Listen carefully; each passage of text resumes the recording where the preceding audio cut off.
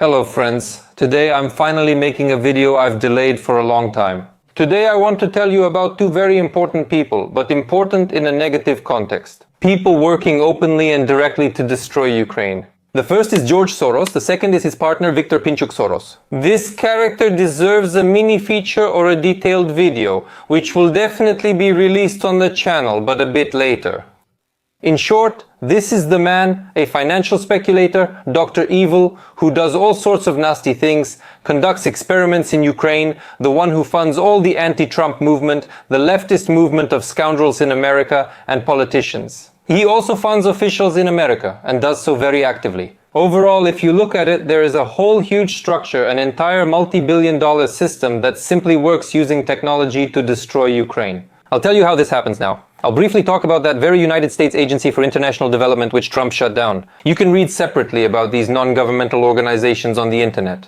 This is his expertise and discovery, which he used to destroy countries. These illegal migrants flooding Europe and the world are part of the global plan he and his team created. His son is already replacing him there, since Soros himself is already quite elderly, an old man specifically. But in the case of Ukraine, this actually started back in 1992. Soros opened these offices in Ukraine. But they didn't gain such power. They really gained true power in 2014. But the preparation for this had been going on for a long time. All these nationalist groups. This was a technology that was developed, funded, and taken under the wing of the Ukrainian special services. And this technology was developed to provoke Putin. So what can trigger Putin? Putin needs a reason to attack Ukraine. For many years, Putin has been waiting for a chance, something he could latch onto as an excuse to attack. Nazis exist everywhere. Every country has fascists, but Nazis are just outcasts. They're not protected by authorities and remain hidden among fringe groups. In Ukraine, they were given very serious funding. They were given protection by the state, and they were nurtured. You can check me on this. Go up to any young so-called nationalist, although I've said many times they're not really nationalists, and ask him, what do you live for? These are people who don't work, they won't have an answer, they're professional nationalists. And so they grew, reached the scale that gave Putin a perfect excuse to attack. Soros's plan involved conflict and war, offering huge profits. Next in Soros's plans is to promote this so-called nationalism and turn Donetsk, Odessa, Kherson, Ivano-Frankivsk and Lviv into Internapol. All these language issues, it all comes from there, this disgusting technology for dividing people and our government one after another. His key partner in Ukraine for this program, Viktor Pinchuk, Leonid Kuchma's son-in-law, is executing it very successfully. Here, the description will be much shorter, although you could also make a very long video about him. He married Kuchma's daughter for personal gain, and together with Kuchma, they made a huge amount of money by selling pipes to the Russian Federation through the company Interpipe. Pinchuk himself has very close ties with the United States Democratic Party, with the leftists, and he constantly helped to implement this entire plan, financed all these activities, and worked wonderfully with Petro Alexievich Poroshenko. As you can see, Fursa is still on Poroshenko's television channels, spreading anti-Trump propaganda. Poroshenko effectively implemented Soros's program, and then Zelensky continued it. The man campaigned with slogans such as, "We won't oppress Russian speakers, I'll end the war and I'll negotiate with anyone, even the devil." No lives of our people are worth the land. Once he became president, Zelensky made a complete turnaround and is now seen as Ukraine's main nationalist. Pinchuk surrounded this fool, who doesn't understand anything, with his own managers, who played the game the way Pinchuk and Soros needed. Here, I'm telling you very briefly and concisely the main principles, so you can just technically understand how this works, in general. Pinchuk is a person, as I already said, who got married for personal gain, extremely flexible, able to adapt in incredible situations, and just look at his father-in-law Kuchma and Lenka Melnichenko. That is, if you listen to them or read the transcript, you'll see that Kuchma. He's an obvious anti-Semite, never says Jew, just uses a three-letter word starting with ZH, saying this or that person is like that. Who in Ukrainian politics was he referring to? And Pinchuk is Jewish, and can you imagine a Jew marrying a girl whose father is, I repeat, a blatant everyday anti-Semite, Pinchuk? You have to be someone who is ready for anything. In his case, apparently for the sake of profit, for the sake of status, and he managed to fit in perfectly even in that situation. Well, what about Kuchma? Kuchma exists, Russia exists, pipelines, that's billions of dollars. This isn't a market business, it's an oligarchic one strictly controlled with Kuchma as Ukraine's top oligarch. And basically, even with the Jew Pinchuk, well, for the sake of profit, you can put up with it. And where does Kuchma live? Italy and France are great countries. Kuchma and Pinchuk created the system in Ukraine. Pinchuk owns much London real estate, while Kuchma owns properties in France and Italy. As I said, life turned out well. So neither Kuchma nor Pinchuk will go out into the street and see the people they helped Soros pit against each other, which led to the collapse that we see in Ukraine. But I want to emphasize that I'm not justifying Putin's aggression by saying this. Putin is the aggressor. Putin attacked Ukraine. But there is some background. There are things that contributed to this and accompanied it. Believe me, if this hadn't happened, the chance to avoid war would have been huge. Now we're getting to even more frightening things. Now please pay attention, there's this person, Timofey Milovanov. At first he was showing off, that's actually how I found out about him, he was still alive back then. Kaka Bendukidze is a Georgian reformer and Mikhail Saakashvili's partner.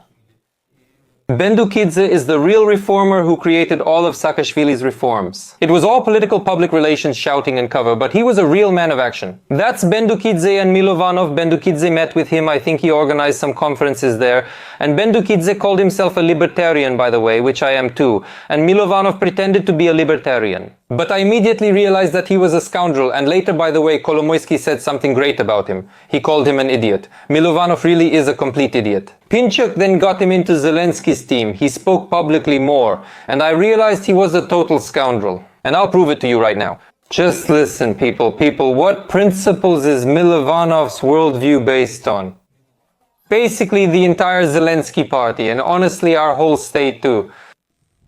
These are the rules of the game. Yes, if you know. If someone has written a denunciation against you, you've lost. Yes. So you have to be better. You have to write a denunciation against your rival, your opponent, even faster. Did you hear this horror? This is something that goes against, for example, my life principles. I've fought against this all my life, I just can't stand it on an organic level. And Milovanov teaches young people... Oh dear, the head grows wings to those we see on the streets today. We have to give credit. Pinchuk did a good job. I don't understand. Work with our parents and other families. Both externally and internally because he didn't say the right thing or like Zelensky's face. The Buzification started because he wants to end the war. He watches Yelisevich's channel and may have reposted a video or made a post about it. Milovanov said this. All of it is happening and they're all descendants of People's Commissariat for Internal Affairs officers. So the point isn't what you personally did, but that you figure out faster who you can't go along with, and you take that person out first. So the task isn't about that, nobody cares. Whether you actually tortured people or gouged out their eyes, what matters is the percentage. 10 people in this system must be punished in the same way so that everyone is afraid. Do you hear this nightmare? The whole person is just pushing it forward.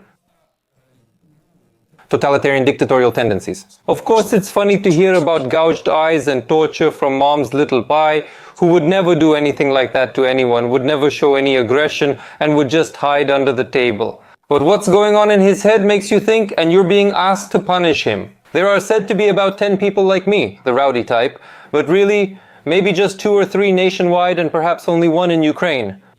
I repeat, today this vision, this strategy has been fully realized. Yes, that means you need to maintain discipline in this system, and accordingly, you need to play this game and constantly guess who your next opponent is. And you climb up, yes, up the hierarchical ladder, yes, you want, what's it called, the food chain, yes. That is, he learns to elbow his way through. And we can assume that Milovanov made his way to where he is now by using exactly these methods. He's on Ukroboronprom's supervisory board, the same state enterprise that's supposed to be privatized like the others. So that people as worthless as Milovanov wouldn't even be around there, but Milovanov is sitting on the supervisory board, believe me, without any competence. He has never done anything in his life, hasn't even built a doghouse, but he lived by the principles he declares. That's how it is, that's right, and that's where the previous generation of Sorosites noticed him and pushed in another little Sorosite, Leshchenko, who's on the supervisory board of Ukrzaliznytsia, which also needs to be privatized. And stay tuned to my channel for a detailed, calculated, professional list of reforms with financial modeling, supporting evidence and facts. Unlike the Sorosites, leftists, and other scoundrels, the third friend, Naiem, another little Sorosite who was just responding, was also present. God knows what observers or boards, and during the war he was responsible for hiding someone. Energy infrastructure is destroyed, leaving us close to blackout despite billion-dollar budgets. That's Naim's work for you. Because Soros doesn't need efficiency, he needs loyal scoundrels whom he'll place wherever there's state property, which in fact Soros will be the one using. This isn't about efficiency, folks. Ukraine is a magnificent country with great assets, and Soros has latched onto it. And just like a mosquito, no, not a mosquito, like a leech, like a vampire, he's sucking the blood out of it. So, by scattering money, by the way, the leech here is Milovanov, a real vampire, Dracula, Soros. He scattered leeches like Milovanov, Leshchenko, Naim, and then Naim. Where did the money come from? And then Leshchenko. Where did you get an apartment worth $500,000? In the government quarter? And from someone who hasn't even built dog kennels. See how they all acted. They followed the same principles, betrayed Poroshenko and everyone else, and those wheeler dealers exploited everyone. Actually, I'm telling you some really terrible things, and I just ask you to watch this video carefully, send it to your friends, to those who have no idea what's going on around them. You want to climb up the food chain, right? You're trying to get to the top of the food chain, but there are fewer spots up there than there are people. And you need to clearly understand who your main competitor is and eliminate them, and the one who has a better understanding will be more effective at the top. And accordingly, this is a kind of self-selection when you try to pick people, but from the outside it looks like some kind of injustice. And the paradox is that it doesn't really matter which rules you break, what matters is that someone reported you faster than you did. That is, everyone has a carte blanche. It's like a game. You know, you have a committee, and you have the right to kill one person, and everyone tries to kill one person every day. And you constantly, if the higher-ups have stopped above you, you move there, or you have the chance to kill one person once every 10 days. Yes, so this is a game where you are constantly moving forward. I won't comment on that scumbag, but you know what I mean. It's kind of funny for me to watch him coming from professional sports myself. When I see this real mama's boy throwing around such loud phrases, I wonder, did he really manage to pull it off? Also, this Milovanov heads the Kyiv Mohila Academy. Pinchuk turned the Kyiv Mohila Academy into a kind of Soros incubator. They even want to buy it now. Have you heard about this outrage? They want to buy it. I'm in favor of privatizing all universities, but it all starts with Soros. They want to buy it. He runs the Kyiv School of Economics. Milovanov, I forgot to say. Now they're targeting Kyiv Mohila Academy. It's an incubator for making Soros followers. They take a student, teach him Soros's leftist ideas, go, destroy Ukraine, white-collar workers, but he'll be a so-called white-collar, which I think is an insult to real white-collar workers. Go ahead, leeches, multiply, destroy, push Ukraine to Soros and spread anti-Trump propaganda. There are many Soros followers. Here's Sveridenko. Have you heard of her? Read about her too. I've already told you where the money for this Kyiv Mohila Academy came from. While in government, she attends negotiations in Ukraine. Later, that Taraskachka worked at the Soros Renaissance Foundation. That's the incubator, people. It's all an incubator. And now negotiations in Ukraine are being conducted on behalf of Soros. I am determined and I am fighting this situation right now. This is unacceptable. This is unacceptable. I'll continue now. Right now, the following story is unfolding in America. Trump has taken away grants from, for example, Harvard and I think Columbia University. These are billion-dollar universities, just billion-dollar institutions. They used to receive grants from the leftists, that is, from the Democrats, from Biden, from Obama, and these are also incubators. Yes, these were great universities once, but they're also incubators now. For raising Soros' protégés, and then these protégés spread all over the world, including to Ukraine. These foreigners who join supervisory boards and basically work remotely from Europe, who lobby for these illegal migrants. This nightmare and Islamization have nearly made Europe a caliphate, and now it's happening in America. Prosecutors, including those from there, make it worse. They saw this model in America and are now trying to implement it in Ukraine, but Trump shut it down. They even want to strip them of their tax status.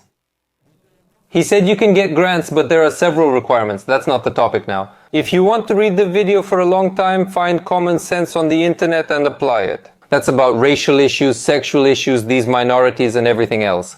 They were reluctant, but losing grants, including a $2 billion Harvard grant, changed their minds.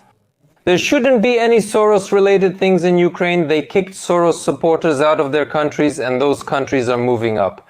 Basically, you saw how it all works. I just ask you to independently forget about Poroshenko, who also worked for Soros with Tomasz Fiala. That's when everything began to grow and take root. What we're seeing now, Poroshenko is just a pioneer compared to what's happening. Now, thanks to the war, they've basically gotten a license for complete lawlessness, and they're working and ramping things up much more intensely than before. Why am I mentioning Poroshenko? Not to badmouth him again, it's just that there will be elections this year, I have no doubt about it. Think about who you're voting for. Think about who you're voting for when you listen to Zaluzhny's statements, which I've commented on many times and will comment on again during the stream. Believe me, he already too. Unfortunately, Pinchuk is now involved under this influence. These oligarchs support multiple candidates at once, like different baskets. That didn't work out. That one's a political deadweight. Let's focus on Zaluzhny, the new guy now. You see Zaluzhny, do you think he understands anything besides military affairs? I'm not discussing Zaluzhny as a military man. I have no issues with him in that regard. Although many people are only grateful to him. But as a politician, I can see that the man doesn't understand anything. Absolutely nothing. Like Zelensky, then Pinchuk might get involved. Britain is leftist and its intelligence services are involved. Pinchuk owns a lot of London property, just something to consider. Won't he outmaneuver Zaluzhny with people like Milovanov? And there might be nothing left of this Ukraine. I don't know what kind of global plan Soros has. Maybe they only want to keep the right bank Ukraine and let Putin take the rest. Think about it, people. Subscribe to the channel, like, and leave a comment. I'm interested in what you think about all this. And this video comes out in the morning. In the evening, there will be another video. So don't forget to subscribe so you don't miss it. Thank you for watching the video all the way through. Bye.